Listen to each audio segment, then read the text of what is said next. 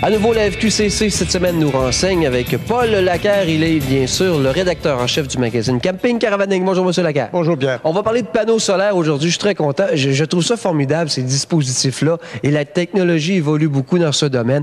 On a sorti ici, on a celui-ci qui est de forme rectangulaire. Parlez-moi un peu des types qu'on retrouve sur le marché. En fait, habituellement, les panneaux solaires peuvent être carrés, rectangulaires, mais on trouve maintenant de nouveaux panneaux solaires qui sont des membranes que l'on colle et donc qui peuvent suivre une courbure. On le voit, par exemple, sur la roulotte Alto qui est fabriquée au Québec.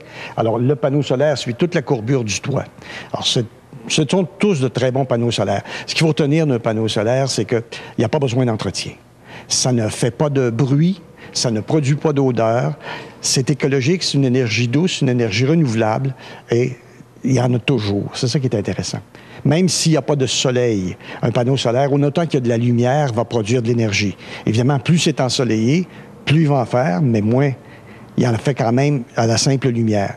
Moi, l'an dernier, par exemple, j'ai passé une semaine sur un terrain avec 2 panneaux solaires de 68 watts, les courbés, et mes batteries ont tenu le coup pendant toute la semaine. Pourtant, j'étais sous un ciel des fois nuageux, mais aussi un couvert d'arbres. Donc, j'étais pas en exposition directe avec le soleil.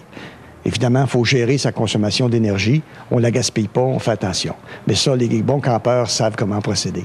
Il faut tenir compte aussi d'une autre chose, c'est que, puis on le voit ici, un panneau solaire, il faut mettre un contrôleur. Le contrôleur, ça va éviter que le panneau solaire envoie trop d'énergie à la batterie.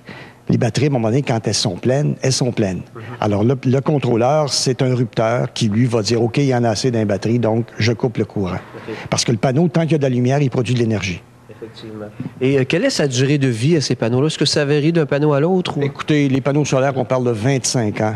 Alors, à ce moment-là, ça fait la durée de la caravane pour la plupart des gens. La plupart, on voit 2 panneaux par véhicule, soit une roulotte ou bien sûr classe A, B, C. Oui. Je pense par exemple à des petites autocaravanes de classe B. On peut mettre 2 panneaux comme celui-ci, ce qui donne 170 watts, ce qui est assez bon.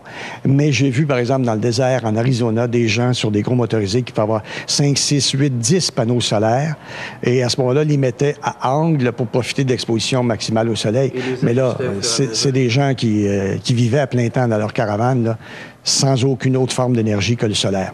Alors, vous allez être d'accord avec moi, M. Lacaire, c'est une technologie qu'on ne peut plus se passer. Là. C'est une technologie extrêmement efficace, douce et harmonieuse avec l'environnement aussi. Et très écologique. M. Lacaire, ça fait un plaisir. Ça me fait plaisir, moi aussi. À la prochaine. Ce volet d'Action Motorsport vous a été présenté par la Fédération québécoise de camping et de caravaning et son partenaire Leclerc Assurance. Des incontournables pour réussir vos sorties en camping.